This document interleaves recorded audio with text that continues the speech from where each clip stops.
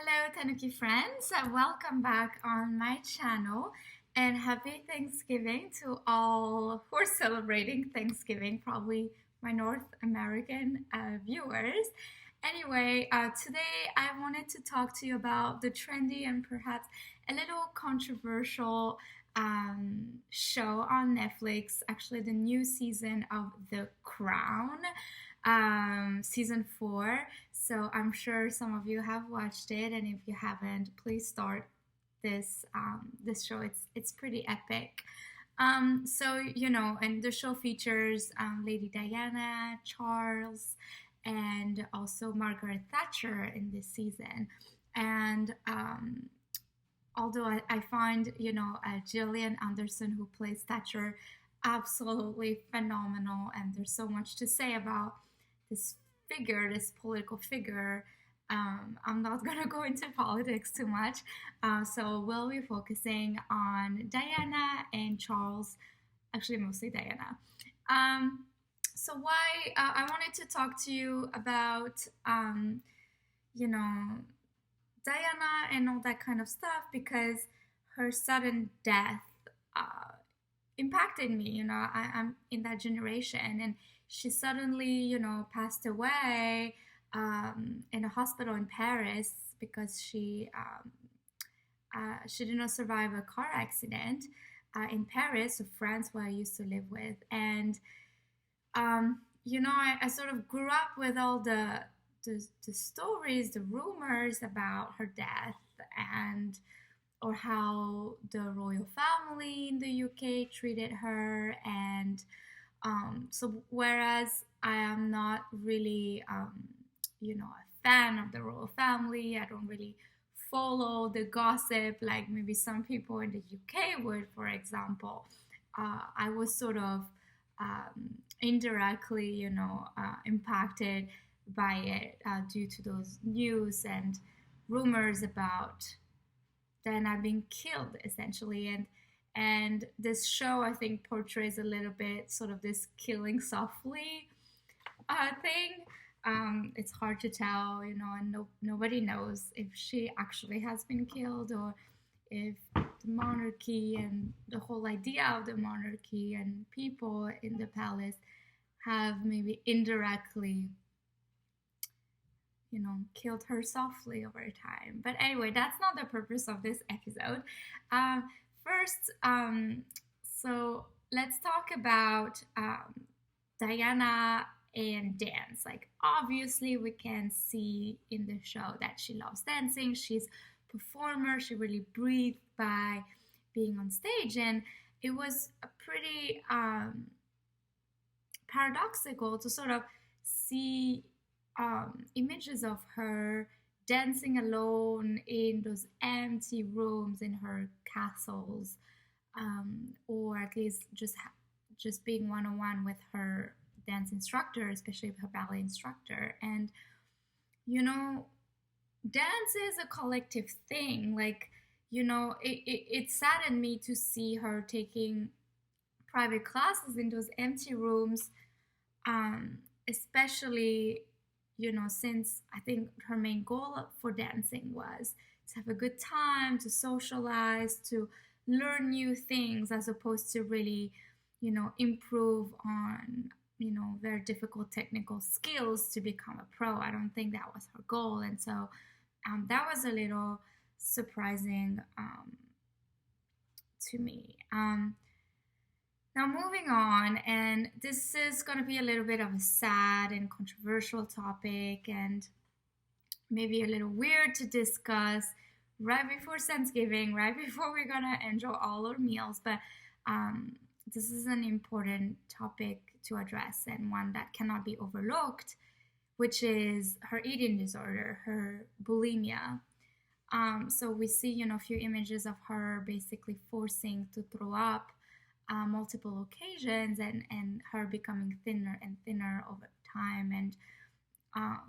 And I think what shocks viewers about this is, the contrasts of when you see her in public, smiling, and we would think, commoners like us would think, how can this gorgeous, bright, beautiful, young and wealthy woman can do that to herself? Why can she be so miserable that she has to do these kinds of things to herself, right? And um, like a related topic, for example, recently my husband talked to me, my husband who is Indian, he talked to me about this famous Bollywood actor, young, peak of his career, uh, suddenly committed suicide in July. And it was a great shock for, Bollywood fans and people around my generations who followed him because they really see him as a role model. His name was Sushant Singh Rajput. And similarly for Americans or fans of Robin Williams, it was a great shock also to know about his tragic death. And all of these are due to depression. And just so to say that, all of this to say that, depression affects all of us, and that possessions, money, or fame does not necessarily make you more happy. And it affects us differently, like Diana was eating disorder, maybe lots of crying, and it is okay, and it's important to speak out about it, and I think being heard most importantly.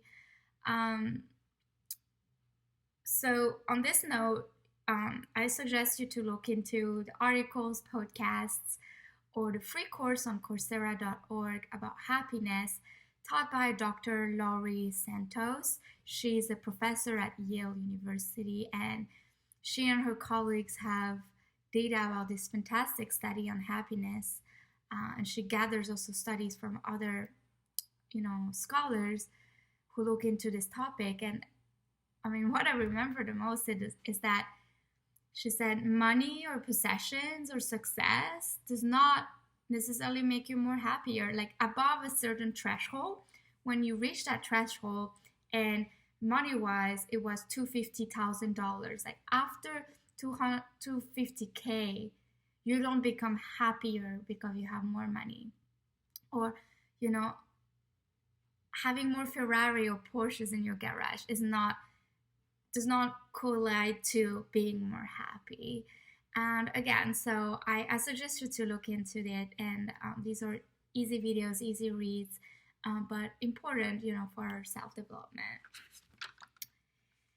So going towards the end of my little spiel here about Diana and the Netflix show on Crown, I think the show really did a good job sort of portraying how trapped and isolated Diana felt. And I think ultimately what struck me the most is that she really was disrespected, disregarded, meaning that she perhaps was able to express her feeling and her frustration, but she was not heard. She was not supported. She didn't have those mentors or support network to really do something about it, and not just sort of disregard it and put her feelings to the side. And there's only so much that one can take in, right?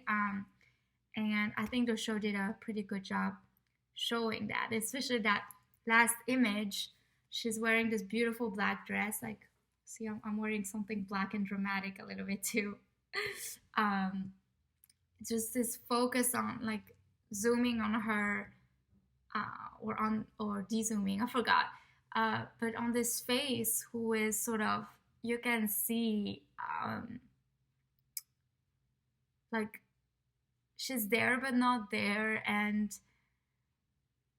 sort of this face of like, I don't know what to do, but I have to escape this thing sort of face, And, I think it's important to discuss about the jealousy and the resentment that Charles felt towards Diana.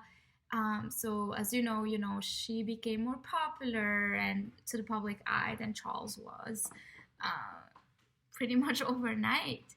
she was really a success for photographer, journalists, and all that kind of stuff. And suddenly Charles was became really jealous about it because he was in the shadow while she was shining, and he felt like she should simply be supporting him shining and become the future king. And whereas, there's lots of patriarchal problem with that kind of thought, I sort of can relate to that, as a former performer. When, let's say, I had more success than my partner, it was really difficult on them, and vice versa. When they had all the gigs and they were shining, I was feeling really depressed. So I think this is really a natural feeling, and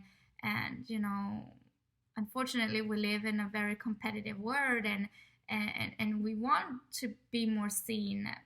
Especially if you're a performer or an artist, like that's your dream and that's your passion and it's how you make money. It's to be out there, your popularity basically. But anyway, I thought that the palace really did not do a great job towards, providing Diana the support, the help that she needed. Like they let her complain, but did not do anything about it. And really, it was their job to navigate that, to help her address her feelings and really act towards it instead of, not doing anything.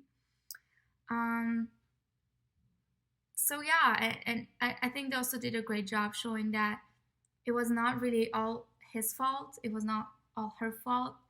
She was young and not experienced in like this court and monarchy life and probably relations, and Charles was obviously in the wrong for many things, and I think it really showed sort of both sides pretty well. And they obviously had different expectations, and their path had to, diverge. But the main problem was there was just no more respect at this point, and that's where the problem lies. Anyway, hope this was not too dark of an episode, and I wanted to say that I love the show, and then I thought it would be a good idea to reflect about it together. And I wish you a wonderful Thanksgiving and a restful holiday. À bientôt tout le monde.